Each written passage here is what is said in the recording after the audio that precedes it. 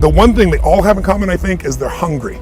And I know that sounds simplistic, but I believe that's the single most important element that separates the quality of people's lives.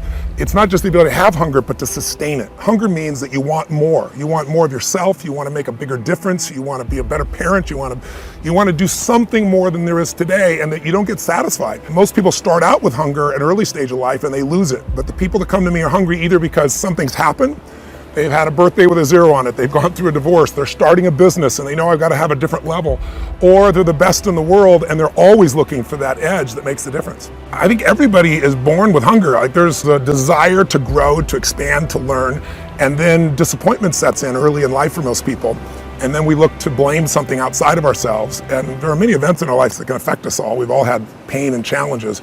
But I think if you can find within yourself the part of you that wants to constantly give something more than yourself, if you can find a mission larger than yourself, then you're more pulled to do something than trying to push yourself.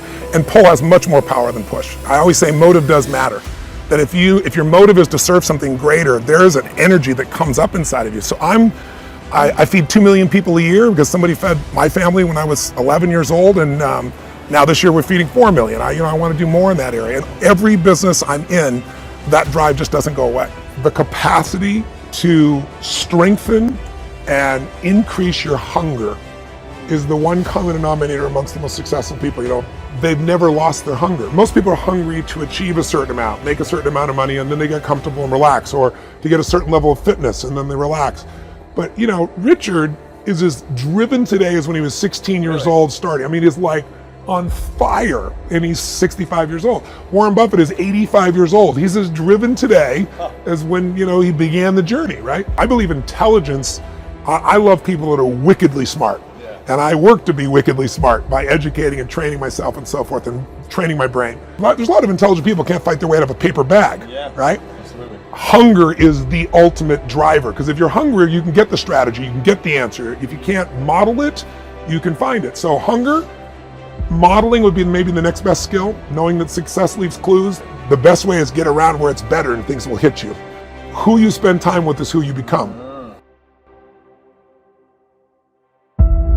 How bad do you want your goal right now? Do you want it as bad as breathing? Do you want it as bad as anything you ever wanted in your life? And if you calibrate it at the highest enough levels, what I found is the people that are the hungriest, they find a way. When you know why you want something, when it's desperation, the power of being desperate is something that most people avoid. They think desperation is a weakness. And I'm here to tell you, desperation is one of the most powerful emotions you could possibly possess, because when you're desperate, you find reserves and reservoirs of ideas, talents, and a strength that you don't know you have when you find yourself in a desperate situation. So ironically, the one thing most people avoid in their life, hunger, which is caused by being desperate. When you're starving, you become desperate. So the number one thing we need more than anything to win is hunger, which comes from a state of desperation. Yet we're constantly trying to comfort ourselves in the real world to avoid the state of being desperate. And I'm telling you that I think you need to embrace desperation again in your life. Like, do you want it so bad that you're desperate for it? See, in a fight, you show me two people. This is why it's so hard to repeat as a champion in the fighting game. Because you show me someone who's up and coming, who's hungry for that title, who's never had it before, who can taste it, who knows if they win that belt, their whole life's gonna change. They're gonna be champion of the world, all the endorsements, all the money, all their family life, all their parents' lives are gonna change. You show me somebody chasing that, hungry for it, against someone who's just trying to hold on to a title.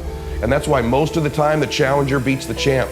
It's hard to repeat as a champion because the hunger goes down just a little bit. The greatest athletes, the Kobes, the Bradys, the Jordans of sports, have a way of feeding their hunger all the time and increasing it. What separates them isn't just their work ethic, isn't just their talent, although those things matter, isn't just they practice more. What separates them is they're just hungrier.